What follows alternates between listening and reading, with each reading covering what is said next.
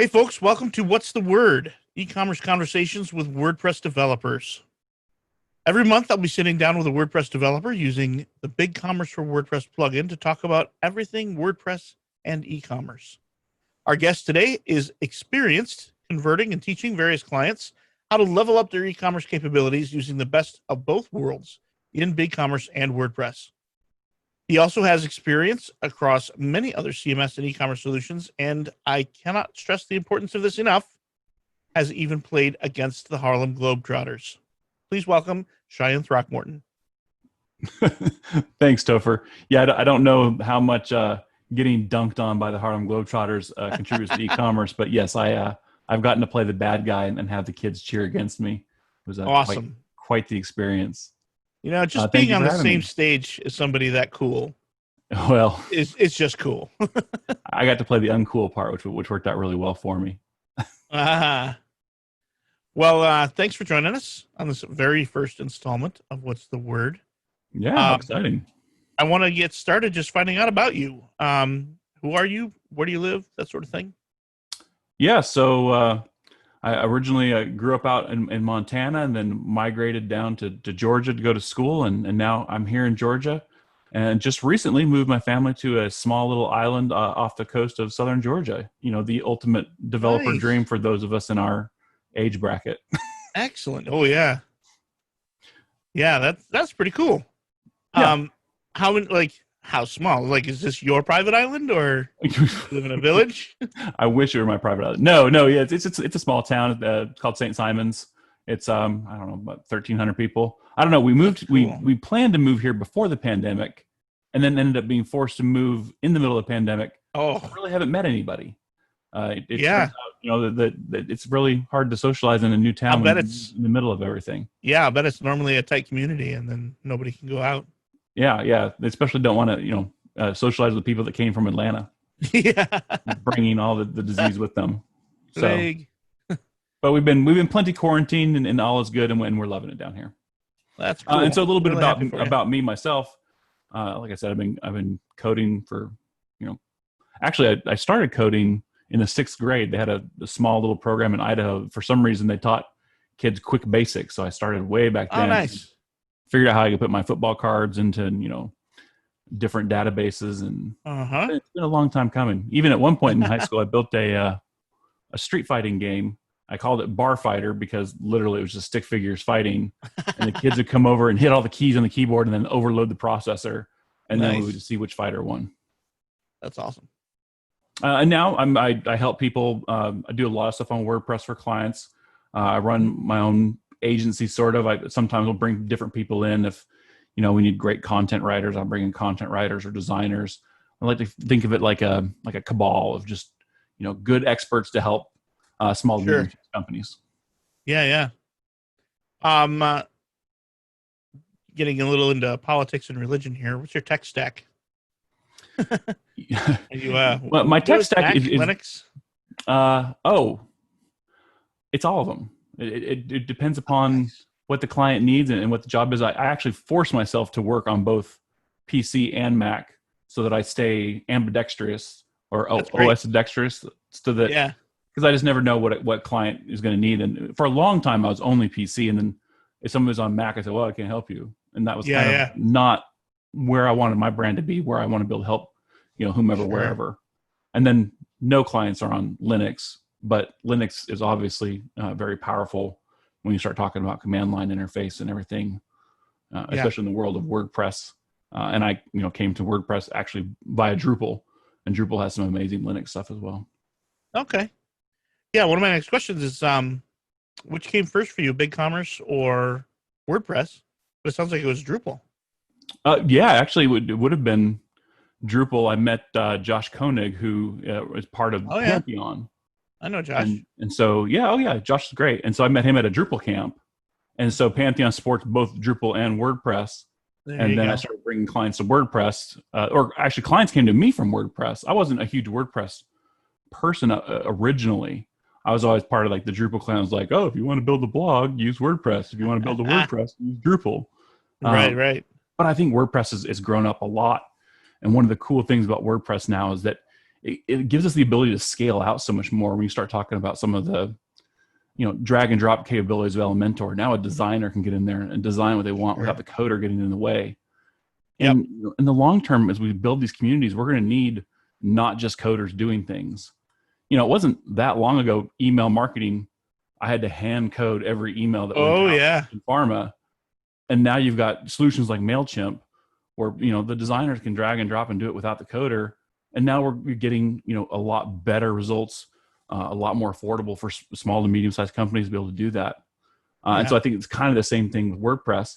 And as we're talking about BigCommerce now, we're getting things that used to be only coders could do that people with different skill sets that are very valuable are able to do. And so I think that's really cool. That is cool.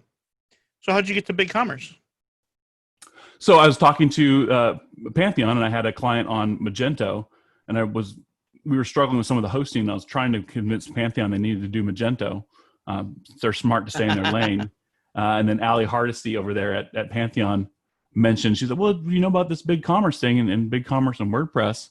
I said, well, I've heard of BigCommerce, but I didn't know much about it. And she put me in touch with y'all, and that was kind of the beginning of it. And I thought, man, this is great. We can, mirror both sides, get all the cool content editing, WordPress stuff that I've already trained people on, they're already comfortable with.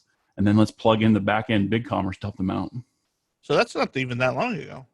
No, I really haven't. I mean, maybe within a year or so is kind of when I came in. I mean, the funny thing is with one of my main clients, Zenzi, that I work with, we had drawn out this big diagram that talked about the future of e-commerce and what was happening. Yeah. And we're talking about they're managing products on Amazon, and they're managing products on Magento for their wholesale and Magento for their retail.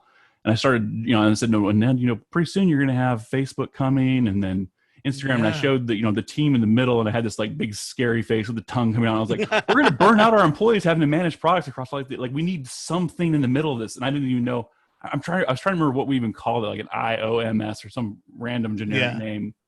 And then that's when Allie pointed out the BigCommerce, and I thought, oh, that's the piece that goes in the middle of this diagram. And it really was a headless architecture. I was like, I naturally think headless architecture. I was in pharma for so long. There were so many rules and regulations that you had to do a lot of stuff API driven. And so that was just kind of the concept always. And then the solution plugged right in the middle. And that's what we've been working on and implementing and training their teams. Some very young developers that are learning and doing so much and learning and continue to move. Yeah. So I've kind of gotten to know you through the BigCommerce developer Slack. Just chatting there. And recently you did some amazing acrobatics and helped the whole community solve a problem with Safari. And I would just love to hear your side of that story. Yeah. What was your experience like there? Well, I mean, the Slack community is great. And that's, one of the things as I've migrated around in my career, like, the Cold Fusion had a really good community, and I went to Drupal, and Drupal had a good community. So it's nice to find another great community in BigCommerce, and how Slack really makes that, real-time community going back and forth. But yeah, one of the people, Sarah, that in the community, had reached out to me and said that they were having this particular problem. And as we dug into it, it was like, oh, there's been a Safari update that's broken embedded checkout. Could it be? Yeah. And so, I started, for better or for worse, I had a gout attack on Tuesday. And so I couldn't walk or anything. I'm laying in bed and all I have is an iPad, which forced me to only do research and actually read some RFC documents. And I started studying the guy who is in charge of kind of the update of Safari. I started reading his Twitter feed and understand where he's coming from. I said, man, it's cool what they're doing security-wise in Safari. It actually makes me interested in looking into more of what Safari is doing right now. But they certainly didn't intend to kill the BigCommerce embedded checkout. That was not the intent. The intent was more about this, bigger high-level enterprise, Facebook versus Apple versus Google, and tracking people around the web. And so there was a cookie problem happening that it wouldn't allow the cookies to get set for BigCommerce. But they set it up in a way that there was the ETLD plus one. So when you start getting into the deeper stuff, I thought, BigCommerce has the ability to, make your store have a custom URL. And if we just make that custom URL the same as the WordPress URL, using a different subdomain, so make your store checkout dot your domain, and then your WordPress is on www. Then those cookies will be allowed to be shared in Safari. And I worked with yet another Sarah in the Slack group because they weren't launched yet, so we could actually do some things to really test it out. And we worked with them, and we tested it, and then it worked. And now there's celebrations everywhere, and people will probably be creating a lot of checkout subdomains to get past that. That whole thing made me really, really happy because I learned a few things about browser usage. Traditionally, I mean, if you just look at browser usage, Safari's pretty low, all things considered. And so from a triage standpoint, it's hard to spend resources on fixing Safari bugs when there are Edge bugs and Chrome bugs and things like that. You know what I mean? Mm-hmm. But I was very surprised to see stats from some of our merchants where Safari's up in the 45-50% range. And that's when I realized it's all iPhone. Yeah. The default iPhone browser, which a lot of people don't, install another browser. Why would they? Yeah. They don't even know what a browser is. It's just the internet on my phone. That's right.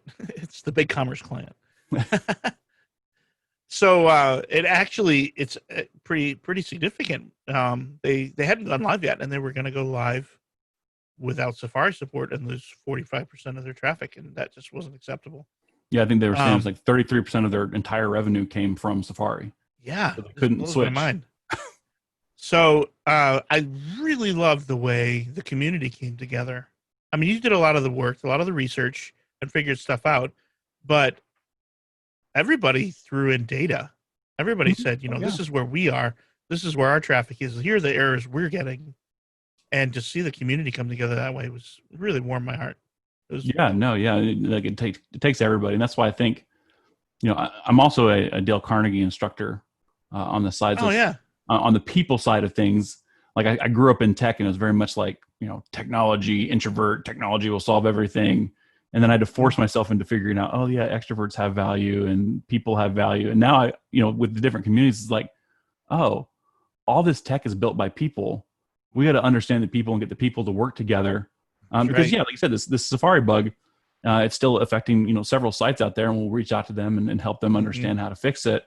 But it took, one Sarah, even, contacting you, and then you contacting me, and then me finding the other Sarah to do the tests, and then contact, and then there were several other people throwing things in, and then that's how that got solved. You said it's affecting several people. It's probably affecting everyone, and they don't realize it. Anybody that's on that's using embedded checkout with mybigcommerce.com as their default store URL, they will not be able to check out.